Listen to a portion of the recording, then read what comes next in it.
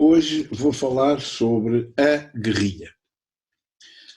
Primeiro, de onde é que vem a palavra? A palavra guerrilha vem do espanhol, guerrilha.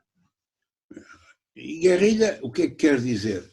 Quer dizer guerra em pequena dimensão. Se traduzíssemos à letra, era guerrinha, era uma guerrazinha. Basicamente, esta é que é a etimologia. Ora bem, é claro que é falso que seja uma guerra pequenina, não é? É falso que seja uma realidade minuta. Mas a ideia é esta. Porquê? Porque as unidades de guerrilha são sempre, isto são aspectos gerais, depois já vamos ao particular, aspectos gerais.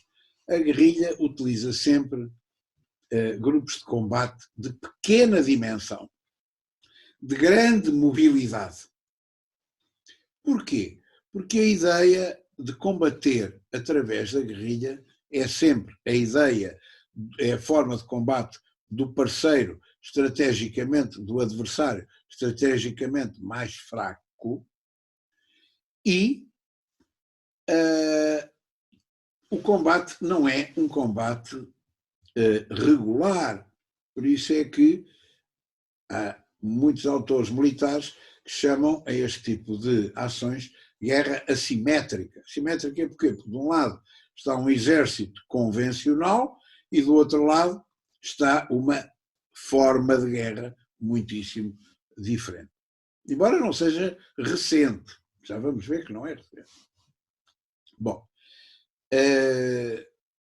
essa guerrilha, como digo, utiliza grupos de ação muito pequenos, muito reduzidos, com grande mobilidade, com grande capacidade de ataque repentino, e a ideia é atacar e fugir. A ideia é não se envolver num combate de grande continuidade, num combate de grande duração. Isto porque, em termos de armamento, em termos de munições, em termos demográficos, em termos económicos, a guerrilha é sempre uma parte mais fraca e, portanto, mais mal armada e, portanto, mais vulnerável, teoricamente. Bom,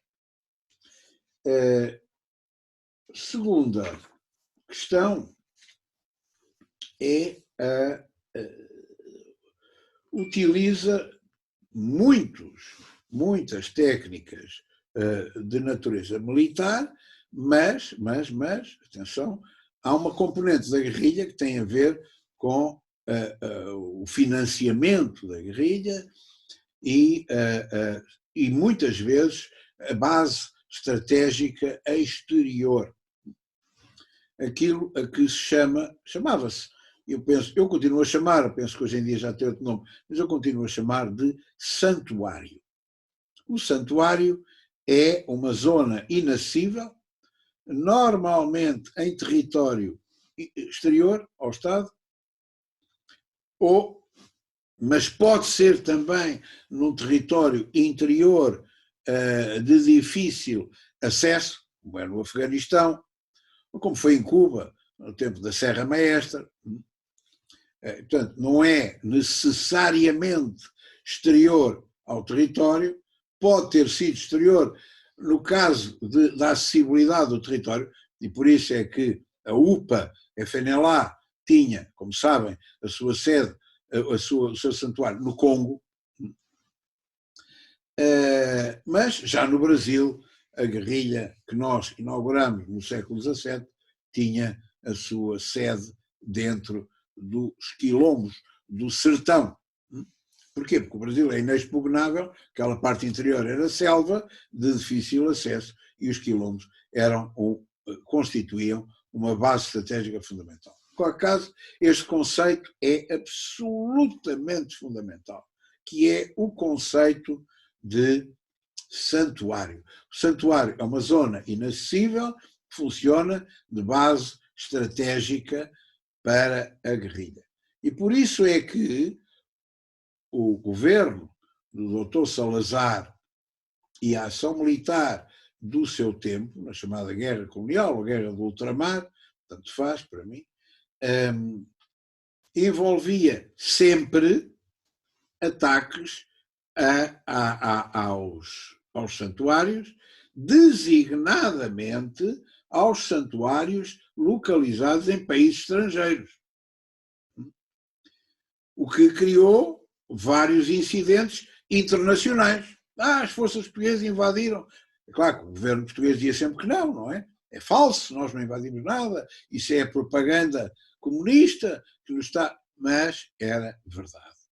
Houve inúmeros ataques a bases militares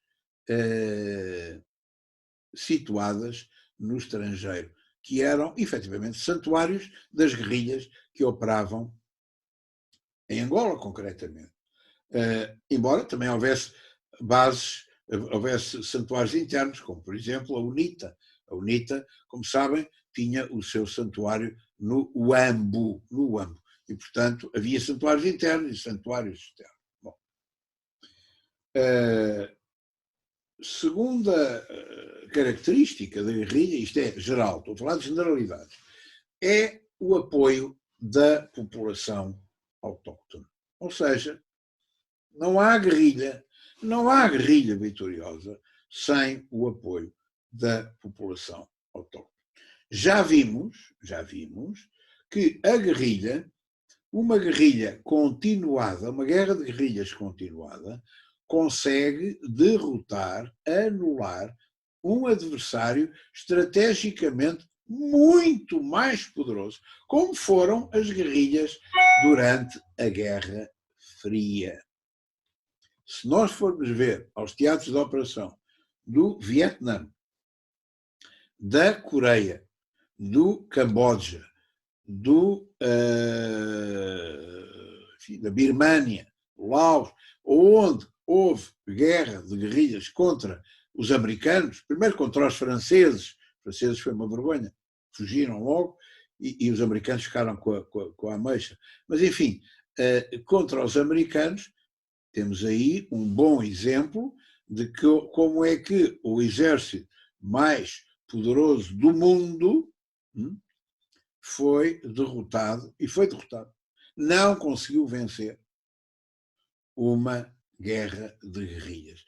Mas havia apoio soviético, havia apoio chinês. Sim, mas não conseguiu vencer uma guerra de guerrilhas. E, portanto, a guerra de guerrilhas é eficaz. Tem conseguido inúmeros sucessos ao longo do tempo para a sua versão completa, positiva, digamos assim, no sentido dele. Bom, eu neste manual tenho tudo bastante explicado, não vou obviamente ler isto nem repetir o que aqui está, porque estou apenas a tentar simplificar este discurso, que é um discurso que não acaba, que é um discurso enorme, que foi um tema que eu tratei com muito cuidado, e portanto, a guerrilha tem inúmeras vantagens. Uma delas é esta, é a identificação com a população autóctone, com a população local, que conduzirá àquilo que um dos modelos de guerrilha desenvolveu como a guerra crepuscular.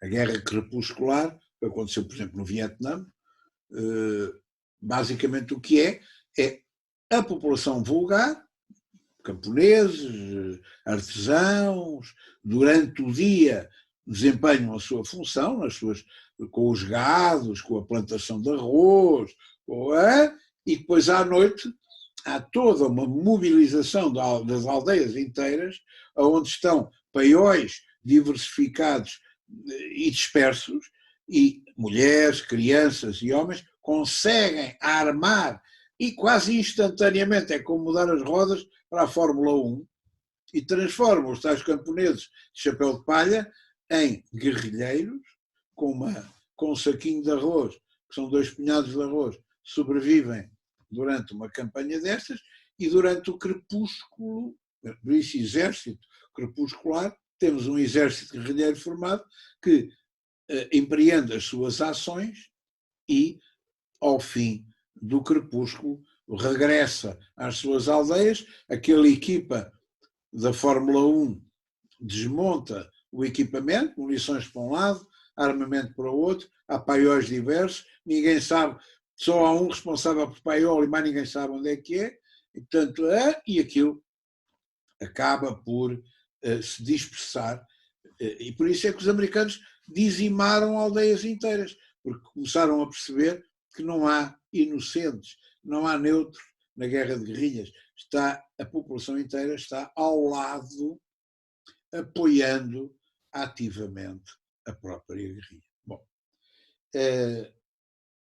em terceiro lugar, a guerrilha tem a vantagem de conhecer o terreno, aquilo que normalmente o invasor não tem.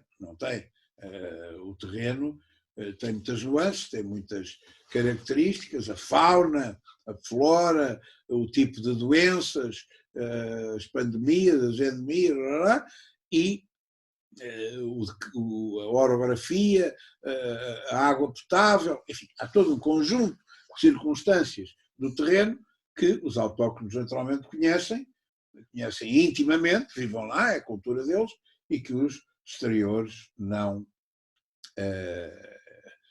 são, enfim, acabarão por conhecer, mas quando conhecem estão bons para vir embora, não é? É no fim da comissão que os soldados regulares acabam por já conhecer suficientemente o terreno. E, portanto, temos aqui, digamos, uma dicotomia que é muito interessante e que não é equivalente, não é? De um lado, uma confusão entre guerrilheiros e população, o auxílio e proteção da população voluntariamente conseguido, ou até compulsivamente conseguido, o conhecimento íntimo da região e uma informalidade da atuação. Bom, o que é que acontece com a guerrilha? Bom, a guerrilha é uma forma de luta, como disse, que inverte, em certa medida, a realidade da guerra. Primeiro, porque quem dirige a ofensiva tática é a guerrilha. De uma maneira geral, os ataques são provocados e depois há toda uma reação aos ataques por parte do exército convencional.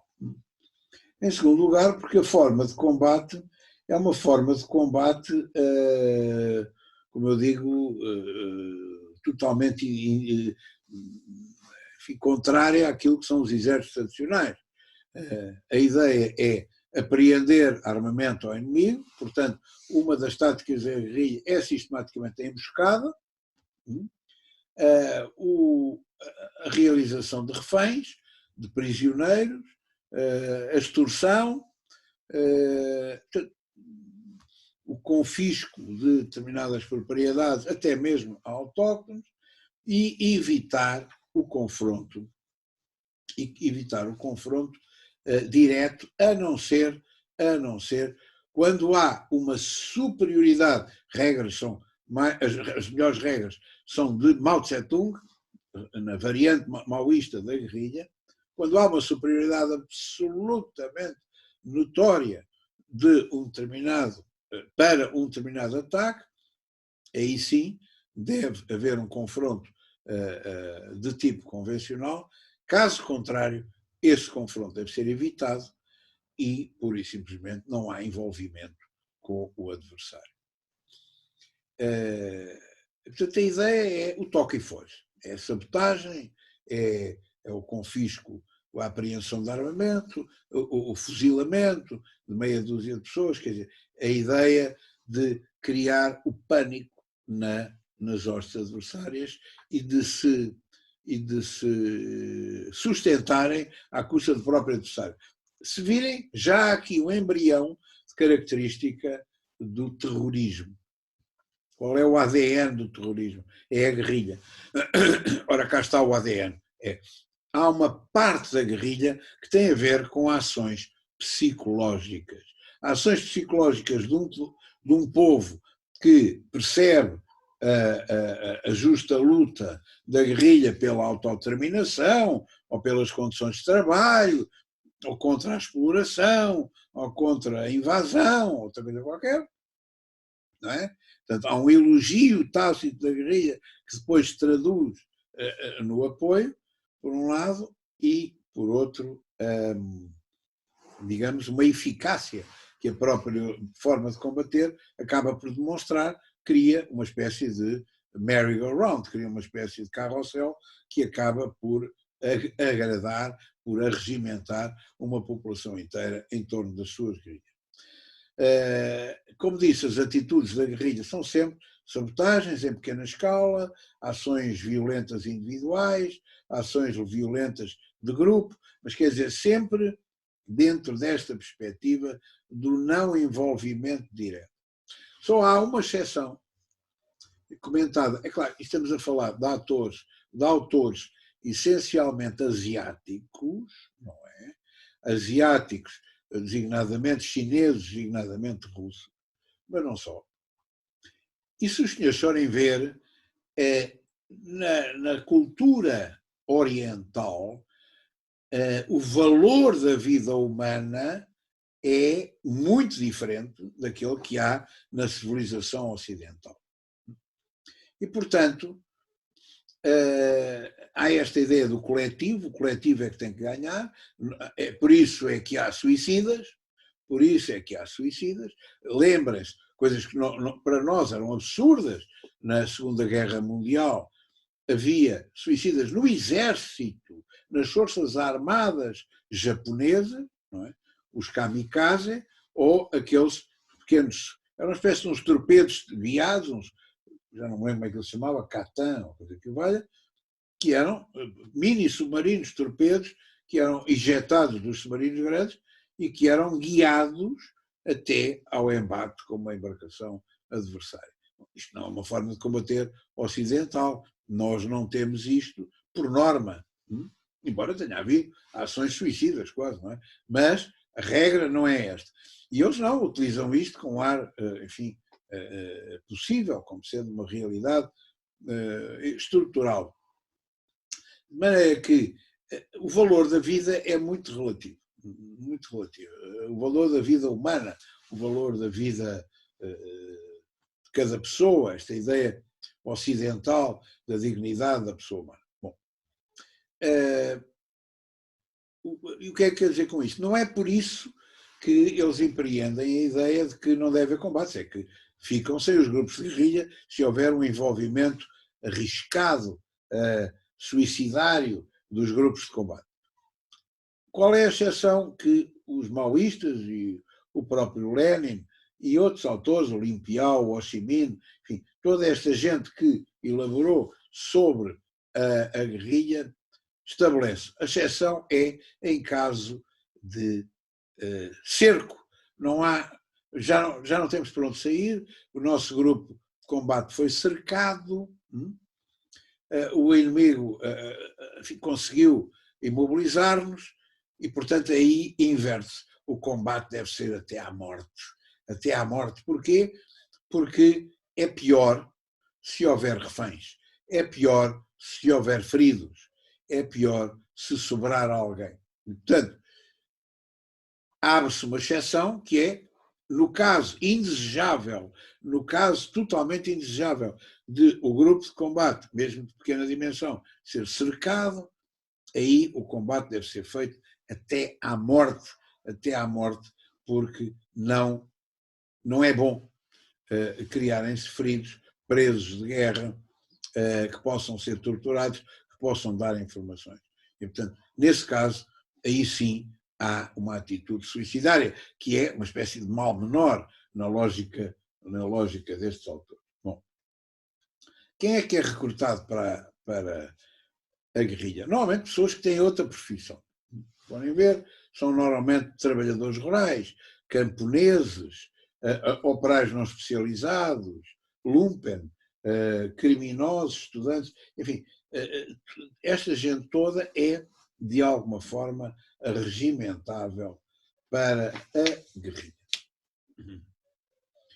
Bom, a guerrilha costuma, enfim, há vários autores que falam disto, desempenhar vários papéis, várias funções complementares externas, designadamente, como, por exemplo, diplomáticas. Há uma parte da guerrilha que estabelece, digamos, um contacto diplomático com potências inimigas do adversário estrategicamente mais poderoso para obter apoio e financiamento, para angariar apoio financeiro, apoio médico, apoio farmacêutico, apoio escolar, etc. Para propaganda, tem ações de natureza de propaganda, agitação e propaganda, e até mesmo para ações militares, não é? Para fornecimento de material, para treino, para enfim, enquadramento. Quais são as fases da guerrilha? Ainda estamos no geral. Uma fase preparatória é uma fase sigilosa, onde se começa a planear, é uma fase de planeamento, onde se começa a planear a estrutura da guerrilha, aquilo que é, no fundo, a criação de um apoio externo, a criação de uma base estratégica do tipo santuário, a criação de propaganda, a agitação. Depois, uma fase secundária, que é a agitação propriamente dita, a generalização da agitação, a ampliação das críticas. No fundo, isto é marxista, não é? O partido deve ser o arauto das causas dos descontentes, e se não houver descontentes, nós criamos-los. Bom, portanto, a ideia é haver causas de descontentamento que devem ser esgrimidas, que devem ser empoladas de todas as maneiras para criar um ambiente subversivo contra as autoridades dominantes, não é assim? Começa depois, terceira fase, a guerrilha propriamente dita, começam as ações em que, de alguma forma, demonstram a existência da própria guerrilha,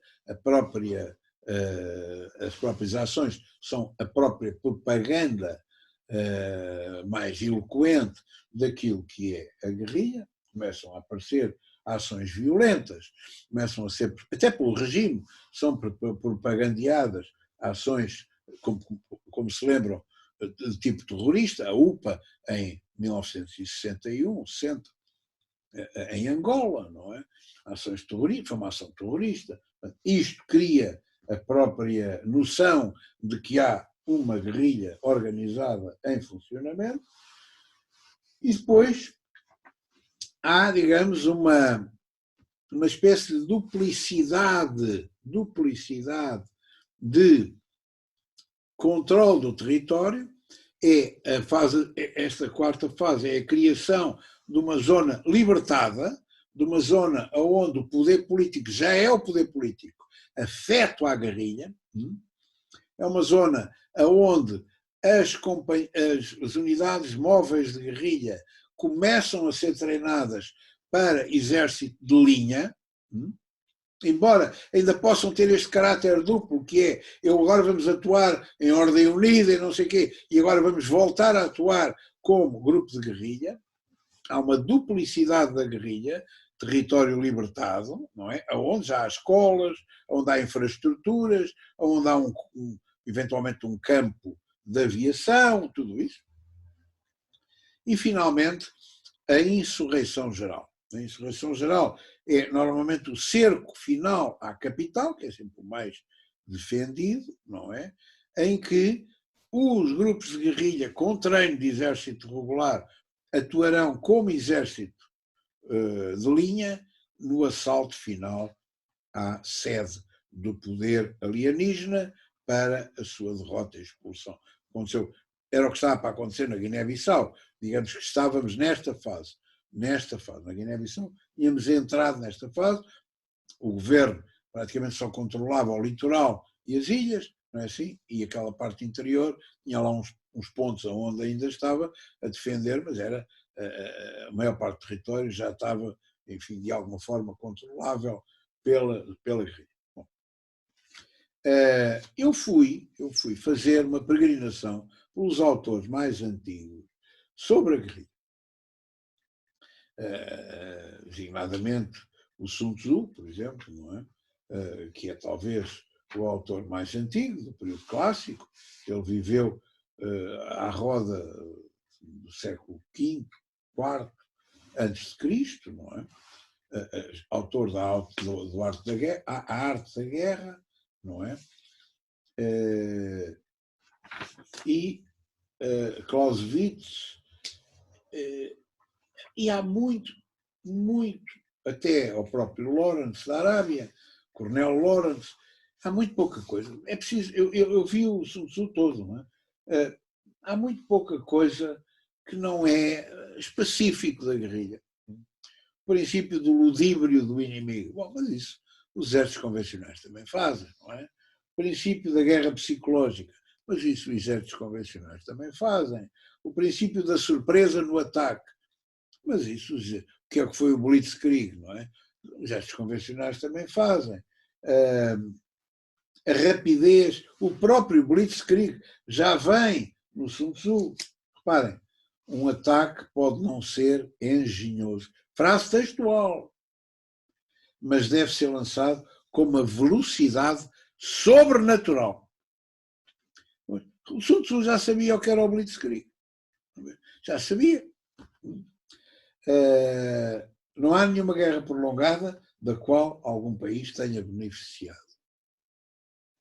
Esta ideia já está no Sun Tzu. Portanto, porque é que isto é específico da guerrilha? Não é, sou eu a tentar espremer o limão, mas o limão não tem sumo, não é? Não há nada aqui.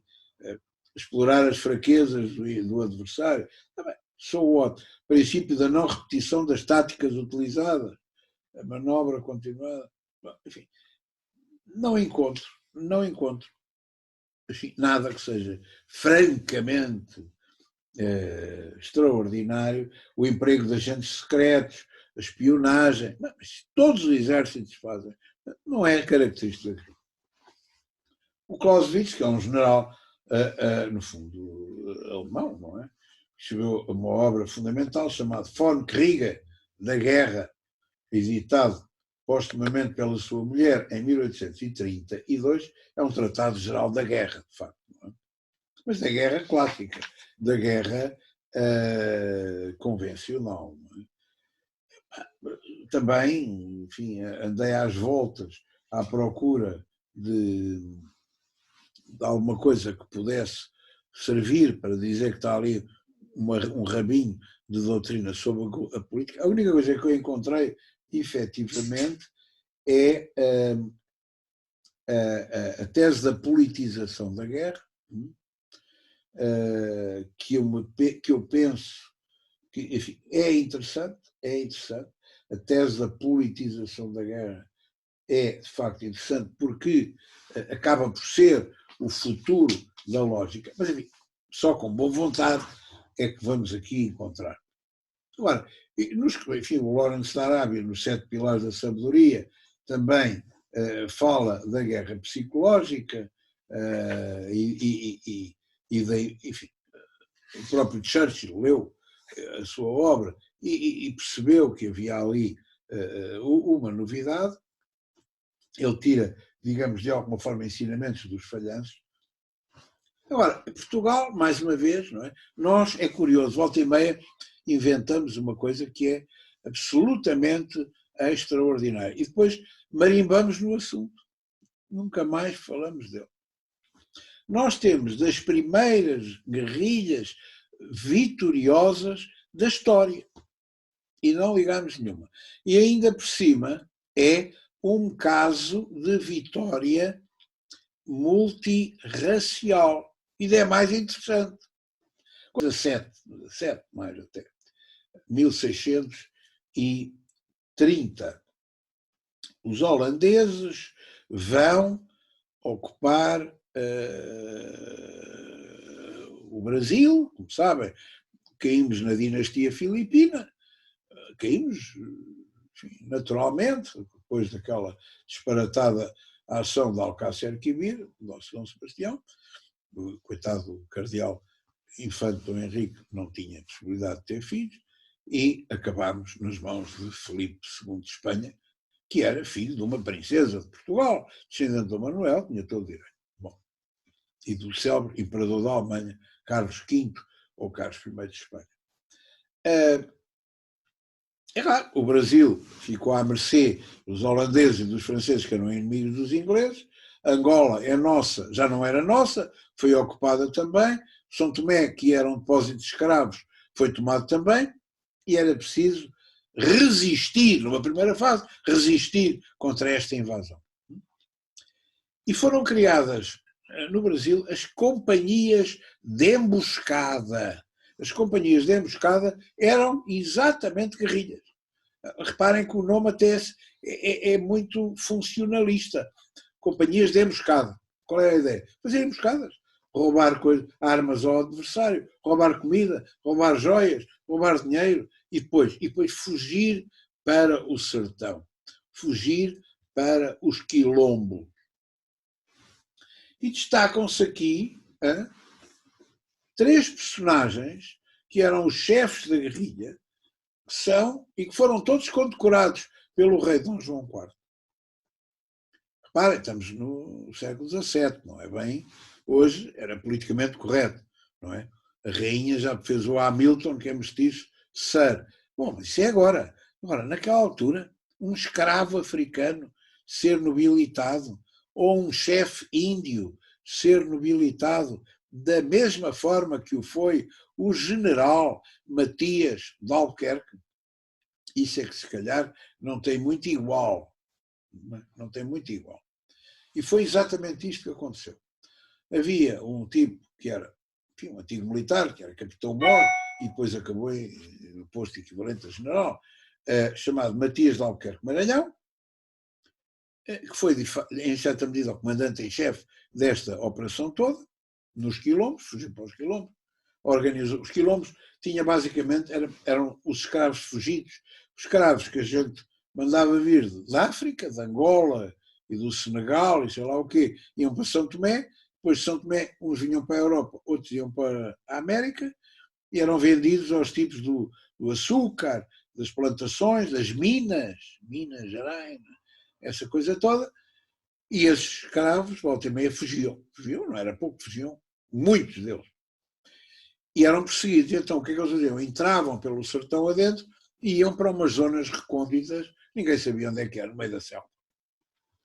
E é chamados quilombos. E é aí, exatamente aí, que se vai criar a base estratégica de recuo, ou seja, o santuário. Cá temos a guerrilha. As operações eram sempre estas operações de emboscada, companhias de emboscada, com 4 ou 5 pessoas que atacavam e depois grande mobilidade, e conseguimos, numa primeira fase, obrigar que a colonização, a ocupação holandesa ficasse apenas pelos portos. Portanto, a única zona onde eles se instalaram foi na zona litoral atlântica, e mais nada. Não conseguiram penetrar para o interior do Brasil. Portanto, a maior parte do interior já estava libertada. E depois, no fim, acabaram com eles, depois da independência de Portugal. 1640, primeiro exemplo. Claro que aí a prática, a ação fundamental já foi do exército regular, mas os quilombos ajudaram até nessa altura. E foram condecorados. O senhor, já agora, para a história, ficaram os nomes de António Filipe, chefe índio, conhecido como o Camarão. O Camarão devia ser por causa da cor, não é? António Filipe, o angolano escravo Henrique Dias e o tal general Matias de Albuquerque.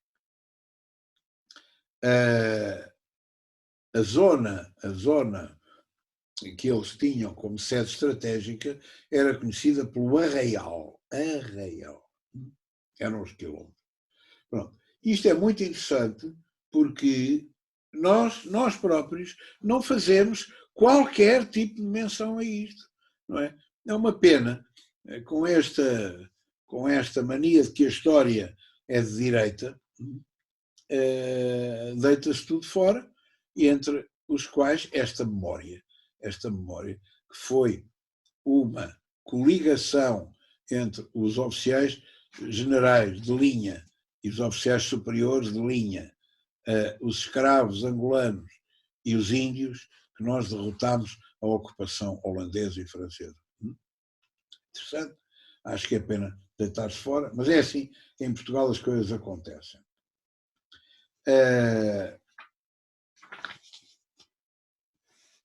Saltando no tempo, porque o tempo é relativamente curto. Quem é o principal teorizador da guerrilha? Eu penso que o principal teorizador da linha da guerrilha que teve sucessão, não é? Porque não é de facto a do general Matias de Albuquerque, nem a do Lawrence que vai ter sucessão, é nada mais do que o célebre Vladimir Ilyich Lenin. Lenin percebeu que não é com uma guerra normal que se faz uma revolução. Não é com uma forma de combater normal que se faz uma revolução. Eu preciso ter as duas ferramentas. Preciso ter um exército convencional, mas tenho de ter alguma capacidade de mobilizar as populações, não só para a insurreição popular final, numa guerra civil, como aconteceu, mas para, de forma irregular, derrotar um exército branco, chamado Russos Brancos, no fundo, que pretendiam destruir a Revolução Bolchevique. E se repararem, ele utiliza atenção, de uma forma doutrinária e escrita, todas estas teses que ele próprio formula e que são as teses que vão dar origem à guerrilha. Tese do conhecimento e ofensiva das ações de surpresa. Isto está publicado num artigo de 1906. Atenção, 6. A Revolução, não é verdade, é de 17, 11 anos antes da Revolução, um artigo chamado A Luta Partisã, no jornal número 5, o jornal O Proletário. Já nesta altura, ele estava a pensar nisto. A tese sobre a utilização do uso do medo. Atenção, meus senhores, eu estou farto de dizer que o terrorismo é geneticamente herdeiro da guerrilha. Cá está. O uso do medo, o terror como meio de vencer a resistência, ao mesmo que mantém o controle sobre os próprios partidários. Fechar parênteses. Isto é uma citação. Ou seja, e até vos posso dizer de quê? Está na obra, é uma citação indireta de uma obra de Lenin que está na obra do Samuel Huntington, do Cornell, que eu refiro na forma da guerra. É com este duplo sentido, não é só para usar o terror contra os adversários, é que o medo guarda a vinha. Os seus próprios combatentes também têm que ter medo. Reparem o maquiavelismo disto. A tese da centralização da guerrilha. SIC. Discurso, 4 de julho de 1919, aspas, acerca da situação presente das tarefas imediatas do poder soviético. Tese da politização da guerra. Já tínhamos visto que já tinha começado noutros autores. A tese da inevitabilidade da insurreição popular. Tem uma obra chamada O Povo e a Revolução. E, portanto, estas doutrinas, que são doutrinas leninistas, não é verdade, são a primeira forma doutrinária de uma guerrilha que teve sucessão. Qual é a característica da guerrilha leninista, que no fundo é stalinista, não é? Porque o Stalin deu instruções para o partido financiar e organizar bandos de guerrilheiros soviéticos quando foi a invasão do exército nazi em 1941. Qual foi a reação dele? Vamos organizar bandos de guerrilheiros para toque e foge. Reparem, não é? Já vinha da lógica leninista e outros comandantes do Exército, designadamente da Administração Central da Propaganda Política do Exército Vermelho, que criou não tenho a data, o primeiro manual do guerrilheiro, feito por um general soviético chamado Meshlis. O coronel Popov, teorizador das táticas guerrilheiras, depois uma série deles. O general Kovpak, o general Krasilnikov, Fyodorov e outros. Pronto. Portanto, são basicamente oficiais do Exército Vermelho que vão atualizar as técnicas de guerrilha. Qual é a característica fundamental desta forma de guerrilha? É nas táticas usadas? Não. É na sua dependência funcional e política do Comitê Central do Partido Comunista. Ou seja, a guerrilha não tem autonomia estratégica. A guerrilha não tem autonomia programática. A guerrilha depende das instruções gerais e do próprio apoio do Partido Comunista. Portanto,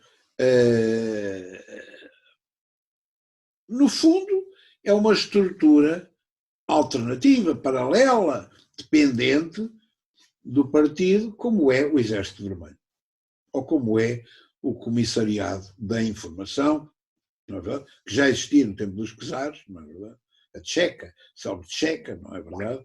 E depois o NKVD, depois o KGB, depois o FSB, que é sempre a mesma coisa. O GRU é uma emanação militar autonomizante, mas que no fundo é a mesma coisa. Basicamente, tudo isto já existia do tempo do Império, mas tudo isso são formas dependentes, instituições dependentes daquilo que é a direção estratégica última do Partido Comunista Soviético. Portanto, esta guerrilha é uma guerrilha dependente. Não tem, em termos organizacionais, é igual às outras, mas em termos funcionais não tem autonomia. Não pode dizer, bem, agora vou antes fazer isto por aqui. Não, não. Obedece a toda uma lógica hierárquica de uma cadeia de comando com... Aliás, o que acontece também às forças armadas soviéticas, não é? Qualquer navio soviético, submarino, contra-torpedeiro, tinha um comissário político, militar, uma patente qualquer, que representava o Partido Comunista. Havia um comandante, segundo comandante, não sei o quê, e depois havia lá por meio um senhor tenente ou um senhor capitão qualquer, que era o comissário político, aquele que representava o Partido Comunista, aquele que dava ordens em nome do Partido Comunista ao próprio comandante. Portanto, não há... O comandante tinha alguma autonomia operacional, mas chegava a uma altura em que dizia, não, o senhor comissário político está aqui a dizer que não autoriza. Isto era assim nos corpos de exército, era assim na Força Aérea, era assim na Marinha. Portanto, não havia sempre esta presença esmagadora, estratégica do partido. E isto, por esse lado, não é diferente, pelo contrário, a guerrilha marxista-leninista, onde é que a gente a vê atuar de uma certa forma muito ativamente? Em França, o Partido Comunista Francês, pró-soviético na altura, quando a França é invadida pelos exércitos nazis, cria-se uma forma equivalente à guerrilha chamada a résistance. Resistência. Em francês, la résistance. Ora, a résistance, nós até havia filmes cómicos com isto, não sei se lembram, havia um filme, uma série chamada Alô, Alô. Bom, o Alô, Alô tinha umas meninas com umas boinas, que eram supostamente as comunistas da resistência. E o Partido Comunista, que foi perseguido pelos nazis em França, foram todos mortos, ou quase todos, e outros foram para o exílio, achou que era melhor oferecer, vejam bem, oferecer a estrutura de combate deste tipo de guerrilha do Partido Comunista Francês aos ocidentais. E então, enquanto durasse a guerra, vejam bem, enquanto durasse a guerra, a resistência obedeceria, através do Partido Comunista, ao Comando Unificado de Londres. O Comando Ocidental, não é assim? Com o Churchill e com o General de Gaulle e essa gente toda, que depois acabam de fazer a invasão da Itália, no fundo, e da França, era, digamos, substituía a autonomia do Partido Comunista em termos operacionais na cadeia do comando, mas através do Partido Comunista. Ou seja, as células guerrilheiras do Partido Comunista intercalaram-se na guerra, durante a guerra, como uma secção da hierarquia da resistência antinazi. Isto é leninismo puro, está perfeitamente coerente. E por isso é que naqueles filmes do Alô Alô se vê que as pequenas de boina, as guerrilheiras do Partido Comunista francês, auxiliavam os paraquedistas britânicos que tinham que se esconder porque tinham caído no meio da França e estavam a ser procurados pelos nazis, e elas arranjavam lá um refúgio e umas fardas, umas coisas para eles se disfarçarem. Portanto, cá está a tal confusão com a população, cá está a tal promiscuidade, claramente explicada no Alô Alô, entre o dono do restaurante, a sogra, a mulher, tudo aquilo, no fundo, faz parte da guerrilha contra os nazis. Bom, e, portanto, é muito interessante ver qual é, no fundo, a herança deixada por Lenin. É este tipo de guerrilha institucional que não tem autonomia estratégica para fora do Comitê Central do Partido Comunista.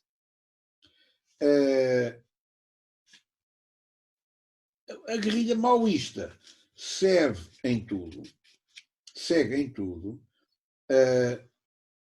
a filosofia leninista, não é? Porque o Mao é um marxista-leninista e stalinista, portanto, não é diferente. Não é diferente. Só que o desenvolvimento da doutrina da guerrilha por Mao é muito superior, muito superior. Em primeiro lugar, tenho aqui não sei quantas teses dele sobre a guerrilha, mas são muitas, não é? São para 20, que vale a pena ver no manual. Tese da unidade dos interesses dos grupos de apoio à guerrilha, a tese da guerra prolongada, a tese da guerrilha como forma principal de guerra ou como forma auxiliar de guerra, são coisas diferentes. As 3 fases da guerra de guerrilhas, não é verdade? A fase da ofensiva estratégica do inimigo e da defensiva estratégica do revoltoso, da manutenção das posições inimigas e da contraofensiva estratégica do revoltoso, e a fase da ofensiva estratégica do revoltoso e da retirada estratégica do inimigo. Isto foi o que aconteceu no Vietnã e no Anã em geral. A tese da interpenetração de dispositivos, cá está, aquilo que eu disse do Lenin, a tese da integração da guerra de guerrilhas na Revolução Socialista, ou seja, a guerra de guerrilhas faz parte da Revolução Socialista, a tese da mobilização política nacional numa guerra revolucionária, a tese dos objetivos políticos da guerra, já se sabe, a guerra de manobra e a guerra dos camponeses, contra a guerra de posição, como é evidente, a tese da possibilidade de exploração dos erros dos inimigos, das fraquezas dos inimigos, dos combates defensivos, cá está a tal teoria da supremacia absoluta, da consolidação, do envolvimento em círculo, do exército crepuscular, depois para o Anã também foi, etc. E depois dá um caderninho, é claro que estamos a falar de camponeses, não é? Camponeses, pessoas pouco letradas, que não valia a pena dar um manual igual ao nosso Código da Estrada, em que nem eu percebo o que é que lá está, quanto mais os camponeses. Mas o que é que fizeram? Arranjaram 10 princípios muito fáceis, e aqueles princípios eram empinados, tipo escola, têm que saber isto de cor. Que deu a vitória à guerrilha. Eu vou dar alguns exemplos para os senhores perceberem o que é que isto é. Primeiro princípio, atacar os inimigos dispersos e isolados. Só depois é que se atacam os outros. Ou seja, prioridade é atacar inimigos isolados. É óbvio. Um grupo pequeno, móvel, consegue fazer isto com facilidade. Primeiro, tomar conta das cidades pequenas. Só depois, no final, é que se atacam as maiores. É óbvio.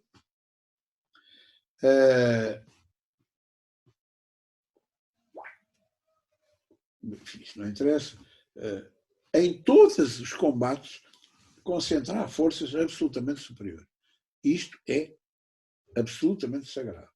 Não travar lutas sem preparação prévia. Está a ver? O planeamento da guerrilha, o planeamento do assalto, o planeamento da emboscada, o planeamento da sabotagem. Não se empenhar em nenhum combate que não garanta a vitória dos guerrilheiros. Cálculo de probabilidades. Não, a gente isto não consegue. Vamos embora. Não temer sacrifício nem fadiga nas ações sucessivas no curto espaço de tempo. Esforcem-se por destruir o inimigo enquanto ele se movimenta. Também é óbvio. No que respeita à questão dos assaltos a cidades, assaltar primeiro as mal defendidas. Atacar com todo o ímpeto as cidades mal defendidas. Capturem o inimigo para se armarem. Ser hábeis na utilização dos intervalos entre duas campanhas. Não deem ao inimigo tempo para respirar. Não descansem muito. Estão a ver? Este tipo de conceitos, são 10, não há ninguém que não perceba. Não há nenhum comandante de um grupo de guerrilhas que não perceba isto. Não tenha uma cábula a dizer, está aqui, olha, este princípio, não vamos atacar. Não, agora não dormimos mais. Não, agora caminhamos. Os gajos estão a descansar. Não há intervalo. Estas regras foram as regras simples, desenhadas à maneira, no fundo, daquilo que o Marx fez com o Manifesto Comunista, que apesar de tudo é bastante mais elaborado, mas de simplificar a doutrina, não vale a pena. Filosofia e não sei o quê, e o Kant e o Hegel, coitados dos camponeses, não vão perceber nada disso. A gente tem que dar instruções claras, que é o que está exatamente aqui. O próprio Mao Tse-tung criou um livro, provavelmente não foi escrito só por ele, foi escrito pelos generais, mas sim, o livro é com o nome dele, aparece com o nome dele, que se chama A Arte da Guerra da Guerrilha.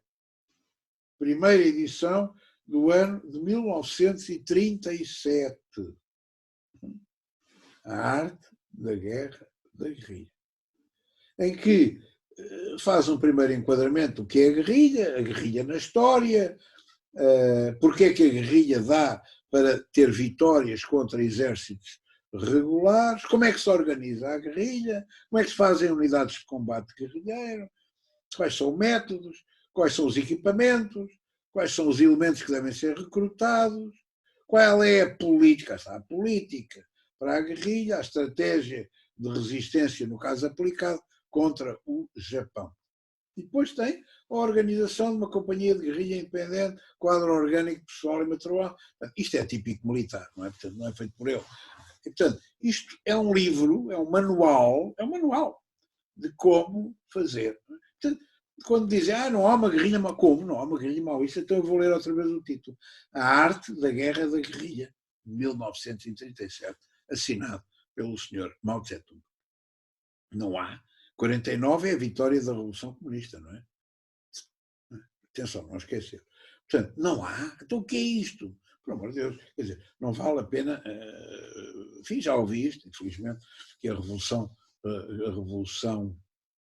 socialista maoísta não tinha nada a ver com guerrilhas. Bom, pronto, está bem, é um critério. É um critério anti-histórico, mas é um critério. Portanto, esta simplificação quase rudimentar da guerra de guerrilha foi a que teve êxito. Portanto, reparem, já avançámos na genética. Não é? Lenin, não é? O Lenin, Stalin, e agora, de repente, já vamos neste tipo de guerrilha, que foi vitoriosa. Ora bem, e o que é que sai daqui? Eu não quero prolongar este discurso por muito mais tempo, mas o que é que sai daqui? Saem as guerrilhas, quer dos generais chineses, o aperfeiçoamento do modelo, quer feito por generais chineses, quer feito por generais comunistas de outros palcos de operações, como o Vietnã. Quem são eles? Eu vou só citar os nomes. Isto tudo está explicado aqui depois no manual, eu não vou estar a repetir isto. O general Lin Piao, talvez o maior seguidor das teses marxistas maoístas. Não é? O general Lin Piao. Teoria das condições favoráveis para a guerrilha. Foi ministro da Defesa em 1959 e introduziu a técnica de guerrilha nas Forças Armadas Chinesas, cuja doutrina foi publicada em livro, manual, em 1965. Como é que se diz que isto é irrelevante para a China? O general Ho Chi Minh. O general Ho Chi Minh foi, como se sabe, o general comunista, também do Partido Comunista, fiel a Pequim, mas que combateu contra o a favor do Vietcong, contra os americanos, contra os franceses, contra os americanos, e influenciou o combate não só no Vietnã, mas no Laos, no Camboja e, em geral, naquela zona toda que se chama de Indochina. A tese da mobilização política nacional, etc., o movimento patriótico, criação. Vou ler só aqui um bocadinho para não perceberem, não pensarem, não é bem, porque aquilo é no fundo uma guerra. É. Então, criação de uma cadeia de pequenas guerrilhas comunistas para centralização sob o comando no futuro Exército de Libertação do Vietnã. Não é? Então isto é a técnica habitual. Criam-se primeiro companhias de emboscada, depois as companhias de emboscada em território libertado começam a organizar-se em exército de linha e no fim tomam assalto. Então não é isto que aconteceu em Hanoi. Não. É a negação do óbvio, não é? A negação enfim, daquilo que é claro. O Ho Chi Minh tem aqui muita coisa, não vou estar obviamente a falar disto. A técnica da guerrilha consegue derrotar um exército de 60 mil homens treinados nos Estados Unidos para a guerra convencional. Está explicado. O armamento do Vietcong era de uma espingarda para 3 soldados, portanto, estão a ver o que é que se conseguiu com pouco mais do que nada. E depois, o célebre general Giap, o general Vo Nguyen Giap. Como sabem, no Oriente o apelido vem no princípio e o nome próprio vem no fim. Ele chamava-se Vo, no fundo. Vo Nguyen Giap, que é o chefe das guerrilhas do Vietnã desde 1944 e depois comandante supremo do exército do Vietnã. Contra a ocupação francesa também, o delta do Mekong, enfim, foi uma... O que é que eles criou? Brigadas operárias de autodefesa nas cidades, mas depois criou destacamentos de guerrilha no campo, com o exército crepuscular e o exército vermelho. Ou seja, cá está a tal duplicidade das forças armadas revolucionárias e do exército popular. Aqui já há mais uma componente interessante para aquilo que é a genética do terrorismo, que é a ideia da violência da guerrilha. A violência que ele diz que é revolucionária, a violência revolucionária. Mas a ideia é a criação, não só como estímulo no auge da psicologia coletiva da guerra, aos seus próprios, mas como a criação de permanente terror que iria minar, segundo ele, e minou a retaguarda estratégica das democracias ocidentais. Ou seja, a ideia dele é, se nós exagerarmos neste terror revolucionário, é impossível que aqueles indivíduos da classe média, burgueses, pequeno-burgueses, que vivem na retaguarda, não sejam influenciáveis para acabar com este terror. E a guerra vai ser ganha através disso, que é a desistência, que depois democraticamente tem efeitos na presidência, a desistência dos americanos. Foi exatamente isto que aconteceu. Exatamente isto que aconteceu. Primeira fase, a vietnamização da guerra do Vietnã, segundo alguém disse com muita graça, é mudar a cor aos mortos, mas a seguir, rapidamente, se evoluiu para o abandono, o fim, a desistência, como aconteceu com o Afeganistão, a Rússia, aliás, também. A Rússia, ninguém ganha o Afeganistão, a guerra do Afeganistão foi ganha pelas guerrilhas. Portanto, esta ideia de que o terror tem que ser propagandeado para ter efeitos na retaguarda do adversário alienígena é uma tática desenvolvida e bem, pela forma, digamos, pela doutrina do GIAP. Autonomamente temos a técnica da guerrilha do general Tito, a chamada luta partisã na Jugoslávia, que é um pouco ingrata porque Stalin tinha sido confrontado na Conferência de Yalta com a ideia de que a Jugoslávia não era para ser ocupada pelos comunistas russos. Coisa que o Stalin aceitou.